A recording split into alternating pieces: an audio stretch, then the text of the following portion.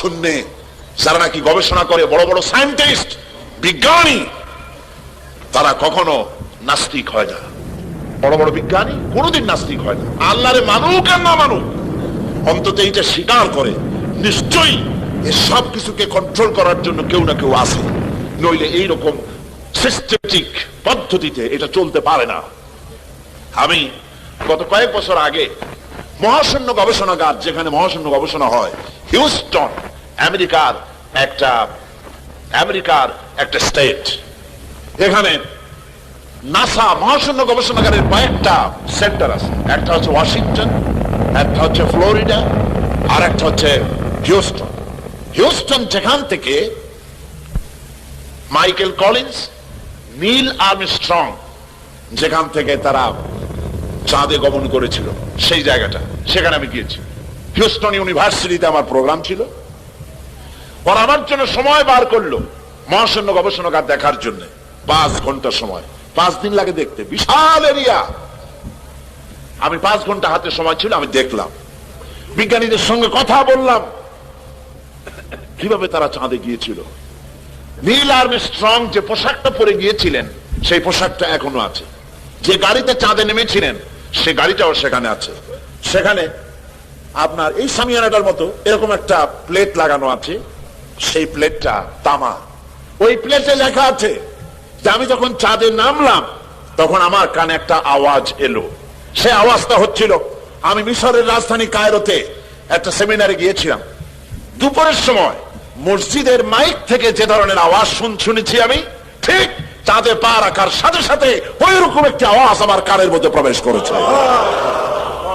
পাগলেরা বুঝবে কি? 2 পাতা ইংরেজি বই, 3 খান বিজ্ঞানের বই পড়িয়া কয় সব বুঝেছি। কিচ্ছু বোঝো নাই, কিচ্ছু বোঝো নাই। আইনস্টাইন এত বড় মনীষী, মৃত্যুর সময় বলেছেন, জ্ঞান সমুদ্রের বেলাভূমিতে দাঁড়িয়ে সামান্য বালুকণা নিয়ে নাড়াচাড়া করলাম, জ্ঞানের অসীম অকুল সমুদ্রের কিছুই দেখতে পারলাম না। শেখ সাদী রহমতুল্লাহ আলাইহি বলেছেন, মৃত্যুর সময় মালুম শোধ কে হিচ মালুম না শোধ, সারা জীবন বসে সাধনা করে বুঝিলাম ইহা যে কিছুই বুঝিলাম না। কথা কি বোঝায়, মাথার মধ্যে আসে? আর এই ছাগল পাগল 2 দিন ইউনিভার্সিটির বারান্দা দিয়ে ঘুরছে, ডক্টরের ডিগ্রি একটা লাগাইছে, জনমের মতো ডক্টরের ডিগ্রি লাগায়। শকুনে যত গোস্ত খায়, এই গোস্ত যদি কিনে খাওয়া লাগতো তাহলে শকুনে এত গোস্ত খাইতে পারতো? লেখাপড়া তো আর লাগে না, এই সমানে ডিগ্রি লাগাচ্ছে ম্যানেজ করে। এই সব ডিগ্রির দাম নাই। কোরআন শরীফের জ্ঞান যার কাছে নাই, তার জ্ঞানের কোনো মূল্যই নাই। বিজ্ঞানীরা কিভাবে মহাশূন্যে গিয়েছেন, কেমনে গেলেন, কিভাবে গেলেন, সেগুলি সব আমি দেখেছি। আলহামদুলিল্লাহ, তাদের সঙ্গে আমি কথা বলেছি। বিশাল এই সোলার সিস্টেম, সৌরজগৎ। এই সৌরজগৎ বলতে আমরা কি বুঝি? সৌরজগৎ বলতে বুঝি সূর্য, চন্দ্র, পৃথিবী, নেপচুন, বৃহস্পতি, ইউরেনাস, মঙ্গল, এগুলিকে আমরা সোলার সিস্টেম, সৌরজগৎ বলি। কিন্তু এখানেই শেষ নয়। বিজ্ঞানীরা বলেছেন এই প্রত্যেকটি গ্রহের আবার আলাদা আরেকটা সোলার আছে, আরেকটা সোলার সিস্টেম রয়েছে, প্রত্যেকটির আলাদা আলাদা রয়েছে। এবং গত মাসে নাসার বিজ্ঞানীরা তারা নতুন আরেকটি তারকা আবিষ্কার করেছেন, যেই তারকা পৃথিবীর মাটি থেকে 7 কোটি আলোকবর্ষ দূরে। আলোকবর্ষ কারে বলে? আলোর গতি প্রতি সেকেন্ডে 1,86,000 মাইল। এই সেকেন্ডের মিনিট, সেই মিনিটের ঘন্টা, এবং তার সেই ঘন্টার দিন আর মাস, আর এইভাবে করে 1 বছরকে 1 আলোকবর্ষ বলা হয়। তো এর 100 বছর, এর কোটি বছর, এর 7 কোটি আলোকবর্ষ দূরে সেই তারকাটি আবিষ্কার হয়েছে।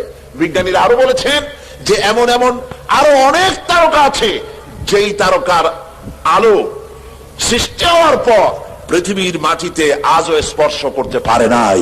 তাহলে সেই তারকা কোথায়? সেই তারকা কোথায়? রয়েছে গ্যালাক্সি, রয়েছে মিল্কি ওয়ে। এক একটা গ্যালাক্সির ভেতরে রয়েছে হাজার হাজার বিলিয়ন তারকা।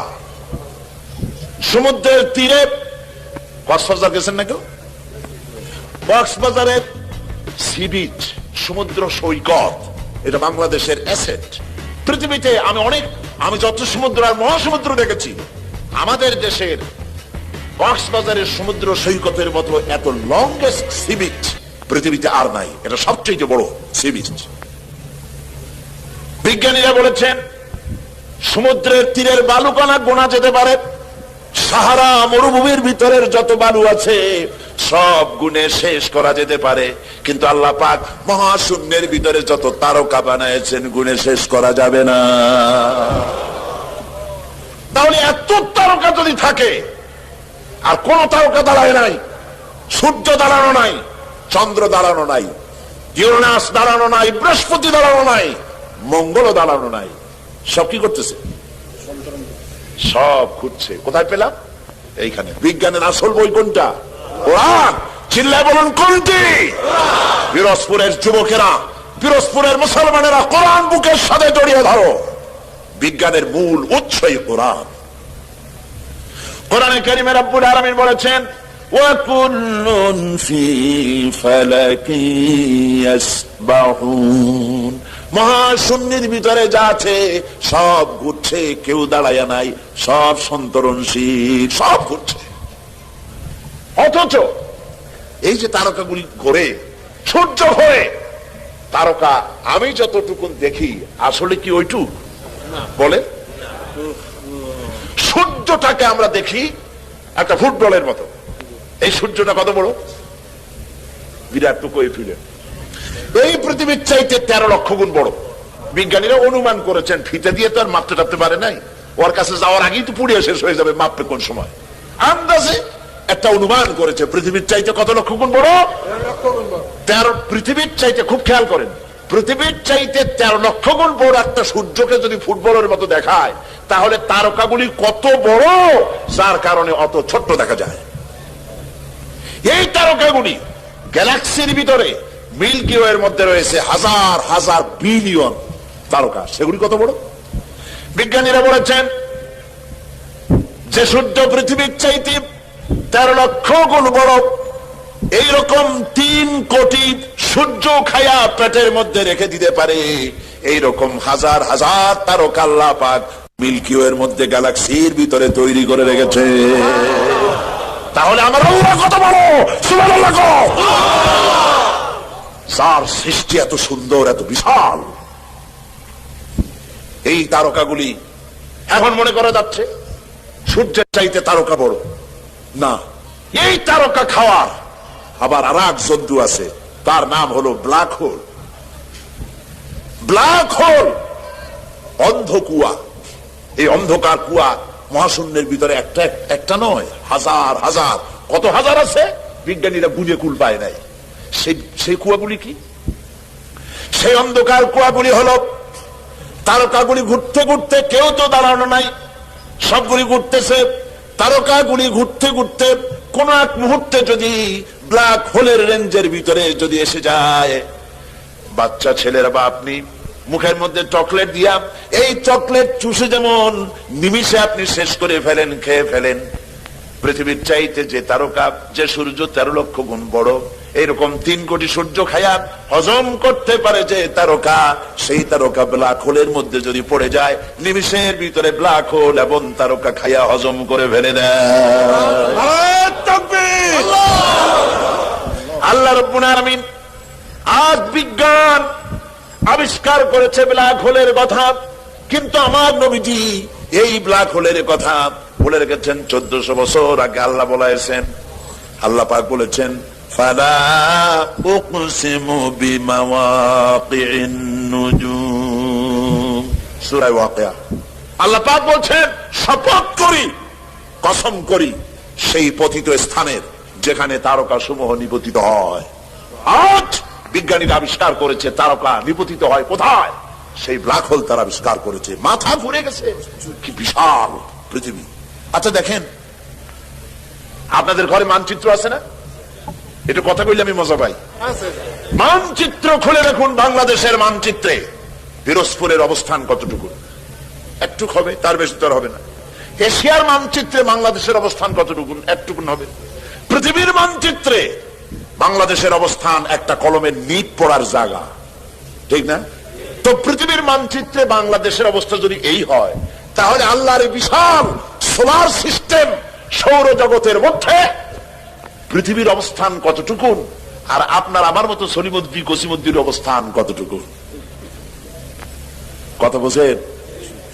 কোনো হাস্তি নাই, কিচ্ছু নাই, সামান্য একটু দুদিনের ক্ষমতা, বাহাদুরি কি, ফ্যান করেঙ্গে ত্যান করেঙ্গে, লাঠিকে আন্দার মুগুর ভরেঙ্গে।